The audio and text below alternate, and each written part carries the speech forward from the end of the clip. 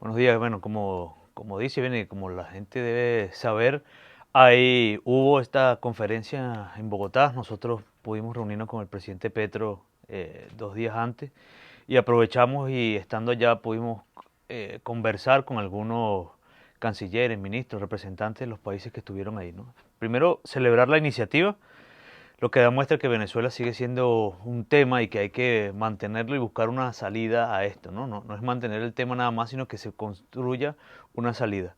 Creo que el gran consenso que hubo en esta conferencia, en la declaración final, es que las cosas deben cambiar en Venezuela.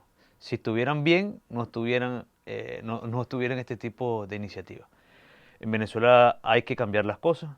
Hay 7 millones, 6 millones, 7 millones de inmigrantes que sobre todo están en el continente. Una conferencia donde había en su mayoría países del continente que quieren contribuir a una salida democrática, pacífica en Venezuela y que además de estabilidad económica, porque al final la migración ocurre por la situación económica que vive en el país. No va a haber mejoría económica si no hay una estabilidad política. Si no hay instituciones es muy difícil mejorar la economía y yo creo que ahí se hizo ese debate, se hace el esfuerzo y se está haciendo el esfuerzo para retomar un proceso.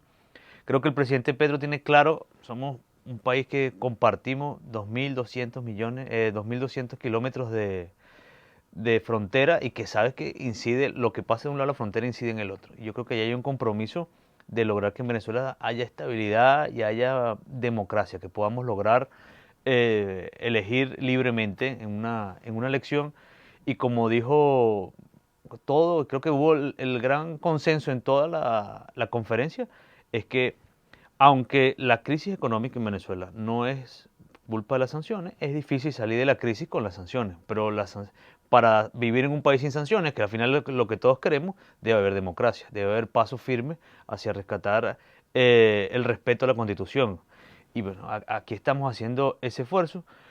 Las declaraciones de Maduro o de Jorge Rodríguez, yo siempre digo que las negociaciones de micrófonos no funcionan. Y bueno, está bien, que declaren y dicen cosas. No es lo mismo no es lo mismo las cosas que dicen en público, para hablarle a sus seguidores, que, que las cosas que dicen en las mesas. Por ejemplo, esa conferencia se dio porque ellos estaban de acuerdo. Si las partes no hubiésemos estado de acuerdo en que la conferencia se diera, a lo mejor los países no hubiesen avanzado en esa iniciativa. Pero creo que hay que seguir con el esfuerzo de lograr que las cosas en el 24 puedan cambiar. Si no, creo que el gran consenso en los venezolanos, queremos dejar de vivir así. Este país no puede seguir viviendo con la economía como está, haciendo colas de gasolina, que no alcance la plata, que los servicios públicos no funcionen. Entonces, debemos cambiar. ¿Cómo cambiamos? Poniéndonos de acuerdo. Y que ese acuerdo signifique poder hacer una elección competitiva donde los venezolanos podamos elegir libremente, ¿no? ¿Qué debe pasar para que las cosas cambien, como tú lo has dicho, sobre todo en el marco de tu análisis? Porque tú describes que con esta actividad ya no solamente es el reino de Noruega el que está interesado en impulsar el diálogo. Y uno supone, como tú también lo has dicho, que más allá de los micrófonos hay un diálogo que no se ha parado en distintos escenarios, con Ujú. matices. Acelerará, se ralentizará. Pero, ¿qué debe venir ahora? Uno supone que ya ustedes están moviéndose para que haya un reencuentro presencial. Y esa agenda, ¿qué debería incluir? Porque falta muy poco para ese 2024 que tú estás señalando. Bueno, y esa es nuestra preocupación. Hay que ponerle a esto sentido de urgencia. Oye, ha pasado el tiempo, aunque el 24 pueden faltar todavía 7 meses. O sea, estamos ya casi entrando al mes 5. Todo lo que hay que hacer para construir que una elección sea competitiva requiere tiempo, ¿no? Por ejemplo, en el caso de la oposición, bueno, tiene unas primarias que tiene que atender, pero por ejemplo, para que venga la observación internacional calificada como la de la Unión Europea, necesitas casi un año para que todo ese trabajo se haga, asumir las recomendaciones del informe anterior de las elecciones regionales. Entonces, aquí creo que esto hay que verlo como un impulso, este impulso no hay que perderlo. Creo que el concierto de esa conferencia, el ánimo era alentar a seguir hacia adelante. creo que también nosotros llegamos aquí porque la política de la máxima presión fracasó. Y yo entiendo las críticas que se hacen y las dudas que puede haber, respeto la opinión de todo el mundo, pero esa política fracasó. Ahora, ¿cómo construimos? El llamado maximalismo. Sí, y al final fracasó. Vamos entrando al 2024 y ni Donald Trump está en la presidencia y Maduro sigue aquí. Entonces, es un hecho real. Sí, pero es un hecho real. La geopolítica del continente cambió y del mundo cambió. Entonces, esos elementos, ¿cómo los aprovecha hacia el beneficio del país, hacia el beneficio de la democracia, de tener instituciones, de que la familia pueda reencontrarse? O sea, es cómo aprovechar todo lo que está pasando para mejorar las cosas en Ahora Venezuela. fíjate, sin ir a los extremos, puede haber noticias en el corto o mediano plazo con las sanciones, por ejemplo, Mira, con algún tipo de matiz que satisfaga, digamos, a las partes con un punto a favor de esa causa común que es Venezuela y sus problemas. cualquier negociación necesita mejorar el ambiente y yo creo que la conferencia da para ir mejorando ese ambiente. Hay que trabajar, hay que hablar, hay que lograr que las cosas sucedan para que se pueda retomar un acuerdo. Creo que hoy lo que te demuestra es, bueno, 20 países de distintos continentes, sobre todo de América y de Europa, dicen, bueno, a cómo contribuimos. No es como, no es la presión, es cómo contribuimos a que esto funcione, cómo contribuimos que las cosas avancen y aquí también tienen que tener las partes, entonces las ganas de hacerlo. ¿Te pareciera que con las declaraciones de Maduro, que él no tiene como muchas ganas de ponerse de acuerdo tampoco? Entonces pareciera que es que a él le satisface cómo estamos viviendo en Venezuela y eso no creo que sea bueno para nadie. Si aquí hay algo, con un acuerdo ganamos todo. Yo te digo, por ejemplo, le decía yo a alguien en estos días, estaban hablando de la licencia que se le dio a Chevron. Y bueno, muchas críticas se dio, bueno, ¿por qué le van a dar eso al régimen? ¿Por qué le van a dar dinero a fulano para...? Digo, hoy, ve la situación de hoy, después de lo que ha pasado en PDVSA las últimas semanas. PDVSA era incapaz de tener una cosa tan fácil como lo que nos dieron en el liceo, un libro de contabilidad de debe, haber y saldo. Hacer una cosa tan fácil como eso, PDVSA hoy no sabe cuánto vende, cuánto exporta, cuánto cobra. Chevron es lo único que hoy sabemos cuánto está vendiendo, cuánto, a cómo lo vende y como el convenio, la licencia tiene que pagar en bolívares a PDVSA, lo pone en dos cuentas en el sistema cambiario venezolano y ese dinero en dólares ayuda al mercado. Entonces hoy, sí, uno pues, está ayudando a estabilizar la moneda. Dos, sabemos cuánto se está vendiendo incluso desde la oposición. Bueno, ya tú puedes hacer hoy un seguimiento de cuánto está entrando y cuánto está saliendo. Veamos eso que hoy es una cosa significativa, no es tan grande, pero es algo, veámoslo macro, veámoslo más grande. Entonces, sí un acuerdo puede ayudar a que todos ganemos, porque al final es que el país gane. Entonces, ¿cómo hacemos para que este país salga del hueco económico donde está? Entonces tenemos que poner unas reglas claras. O sea, por ejemplo, hay gente que dice que no está de acuerdo que le den que el gobierno no acceda a tal préstamo o a aquel. Ahora, tiene que cumplir con las reglas del Fondo Monetario. El artículo 4 del Fondo Monetario tiene que publicar las cifras, tiene que hacer las cosas bien, tiene que tener un banco central que sea autónomo. Entonces, creo que hay que ir institucionalizando este país, pues si no, esto no va a mejorar. Y que evidentemente los venezolanos tengamos la oportunidad de utilizar una herramienta como el voto para el cambio político. Ahora, todo eso es una cosa progresiva y que si no comenzamos cada día vamos a ir poniendo el fin mucho más allá y al final yo no quiero ni seguir viviendo como estamos viviendo en Venezuela ni que mi hija pues, viva aquí en esta forma, porque si no lo que está ocurriendo es la mayoría del país sigue buscando un futuro afuera, sigue buscando un objetivo y así no vamos a poder sacar a Venezuela hacia adelante, ¿no? Stalin González, esto es una situación muy distinta a la de alguien que, tú sabes, tiene una entrevista de trabajo y le dicen, te vamos a llamar y uno está pendiente que suene el teléfono. Es decir, ¿qué se hace ahora? ¿Qué tipo de lobby debe evolucionar? Oye, para pensar en ese reencuentro presencial, en ese cara a cara, bueno, que uno está esperando. Sí, bueno, yo primero desde la oposición. Yo creo que no hay que poner tampoco todos los huevos en la canasta ni las esperanzas que un acuerdo por sí solo va a lograr el cambio.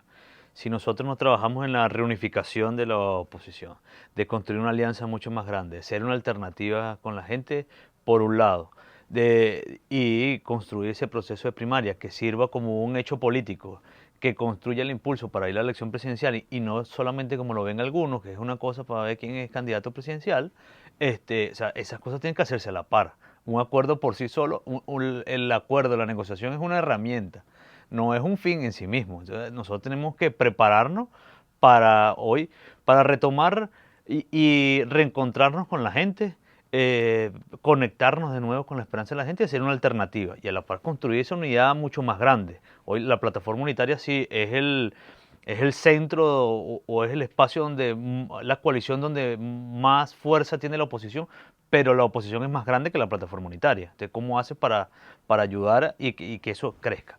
Y trabajar en el acuerdo. Ahora, trabajar en el acuerdo uno tiene que tener las ganas de trabajar, de hacer, de llegar y lograr un acuerdo.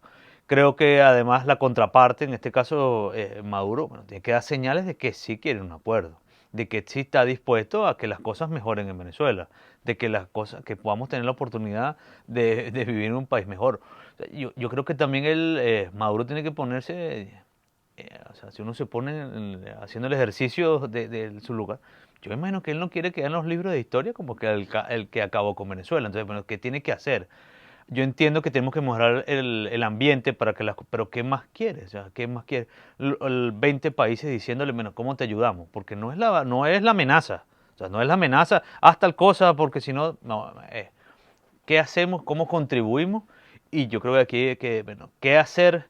¿Qué debemos hacer nosotros de nuestra parte? Como dije, hay que seguir trabajando con una organización interna y en una alternativa.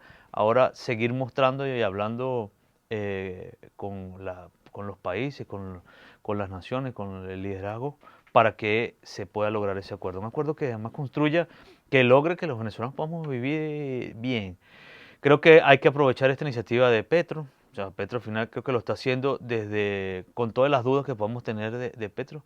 Petro es una persona que llegó al poder por la vía electoral, que sí, que tuvo un pasado de izquierda, pero de guerrilla, pero pero que llegó al poder por la vía electoral, que habla del sistema interamericano, que habla del respeto a los derechos humanos. O sea, ¿quién más? O sea, yo te digo, ¿quién más?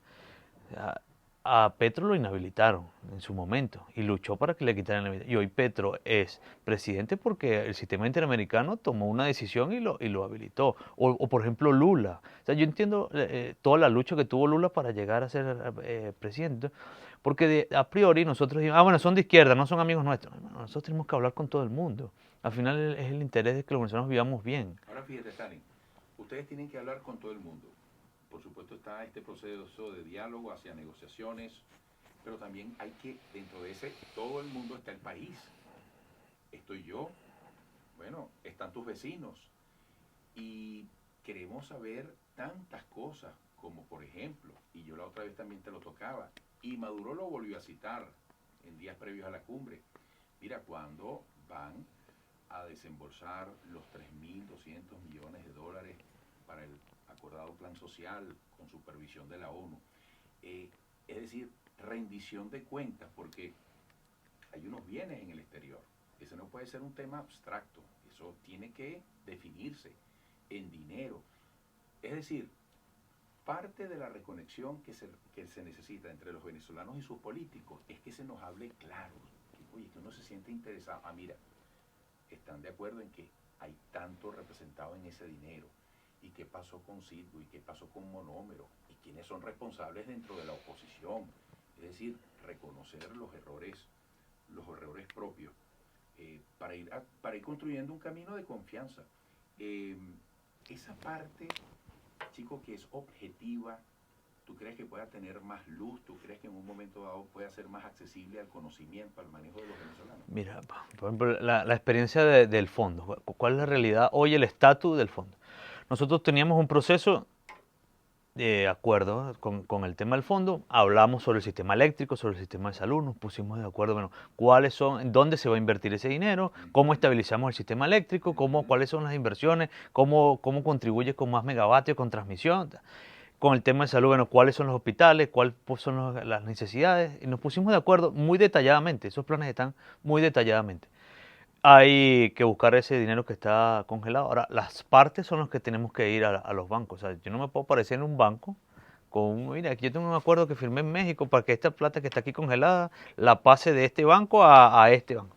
No, es que las partes tenemos que ir. Yo creo que ahí también Maduro tiene que contribuir en a buscar una solución a eso, porque ciertamente hay unos impedimentos jurídicos que los hemos ido trabajando, pero ahora tenemos que ir las partes a cada uno de esos bancos a decir, mire, nosotros estamos de acuerdo en el marco de este acuerdo, este dinero es de los venezolanos y debe pasarse de esta cuenta a este fondo que se está creando en la ONU.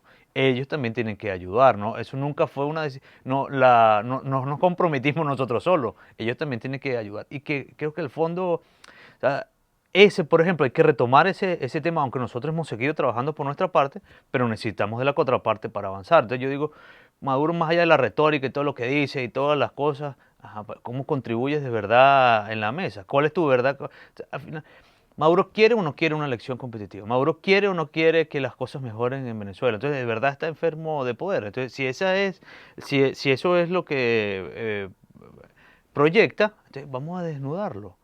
Porque quedarnos, entonces, tomar la posición, bueno, es que yo no hablo con él porque él es tal cosa, o yo no hago el esfuerzo, ¿no? El esfuerzo tenemos que hacerlo, porque al final lo que estamos pagando todo somos los venezolanos. Y aquí las cosas deben cambiar. Entonces tenemos uno, alentar a Maduro, aprovechar el impulso que está de la comunidad internacional para contribuir en una salida y hacer lo que tenemos que hacer como oposición. Porque el acuerdo por sí solo no va a lograr que cambien las cosas. Sobre ese punto, incluso te me adelantaste a una pregunta que te quería hacer y la voy a sostener. Es decir, en paralelo al esfuerzo de diálogo o cualquier otra herramienta constructiva para ponernos de acuerdo, ¿qué pasa con la oposición o las oposiciones en sus organizaciones, en su dirigencia, en este camino tan exigente a unas primarias y al día después de las primarias hacia el 2024? Eso, oye, es un temazo, es un temazo. Yo creo que aquí hay, bueno, tenemos visiones distintas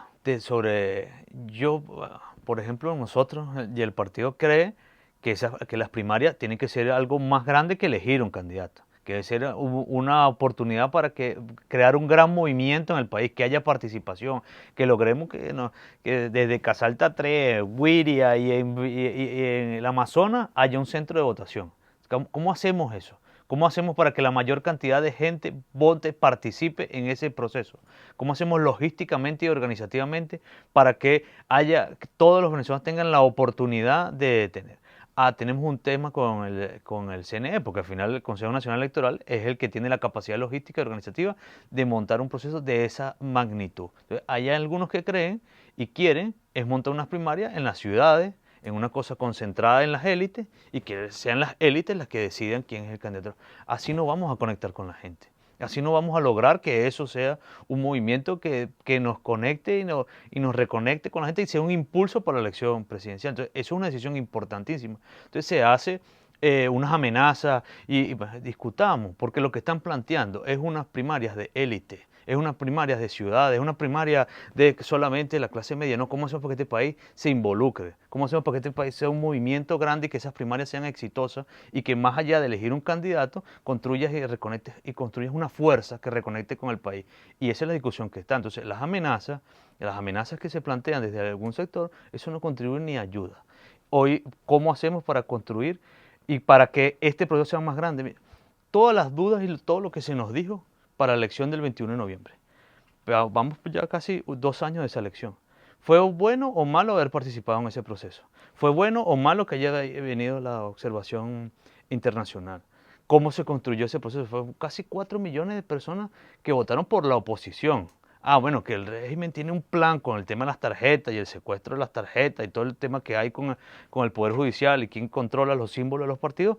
Pero esa gente que votó por esas tarjetas son opositores. Entonces, esos mismos que nos dijeron en el 21 que no había que ir, que éramos unos colaboracionistas, que ni siquiera votaron. Es que ellos ni siquiera, o sea, hoy los que tienen esa posición ni siquiera votaron el 21 de noviembre, no hicieron nada para que eso se diera. Entonces, ahora tienen la posición de hacer unas primarias de élite, chiquiticas, aquí en Caracas. Entonces, así no vamos a construir. Y yo creo que, como te lo dije, más allá del acuerdo, tenemos que hacer crecer y fortalecer a la plataforma unitaria y también la plataforma tiene que ayudar a que la gente se incorpore, a que los partidos se incorporen, que el liderazgo se incorpore, tener un objetivo claro de qué se quiere con el acuerdo y construir más allá. Las primarias no pueden ser una cosa para elegir un candidato, sino algo que sea un hito, un movimiento político que le dé el impulso para el cambio, ¿no? Se agotó el tiempo. Mira, algo que les haya dicho Petro, que tú lo puedas decir aquí, que a ti te haya inspirado confianza, una señal distinta en la oxigenación a esto. Bien, yo creo que como todos dudas con Petro, pero creo que fue una buena reunión, una reunión sincera, una reunión donde él bueno, nos dijo cómo él cree que debe haber un proceso de elecciones en Venezuela, que se construya un calendario electoral, fue las palabras que él utilizó, pero que también debe haber un carril que vaya a un levantamiento paulatino de las sanciones. Esa es su posición, que además lo dijo en el discurso, pero creo que en lo personal, en la privacidad, con, es que si está de acuerdo, él sabe que al final lo que pasa en Venezuela incide en Colombia. Él lo está haciendo desde un interés propio, ¿verdad? Que es, bueno, cómo mejoran las cosas en Colombia. Y sabe que para que las cosas mejoren en Colombia, tienen que mejorar las cosas en Venezuela. Entonces nosotros a veces creemos que es que los demás nos quieren ayudar. Todo el mundo tiene un interés. Entonces, ¿cómo aprovechamos ese incentivo que tienen todos para el propio interés nuestro? Que es que en Venezuela las cosas cambien, podamos elegir libremente, vivamos tranquilos, nuestras familias se reencuentren y tengamos la oportunidad de construir una Venezuela entre todos, ¿no? Bueno, Stalin, gracias por esta visita. Stalin González, dirigente político de Un Nuevo Tiempo, miembro de la delegación de la Mesa de Diálogo en México. Hasta pronto.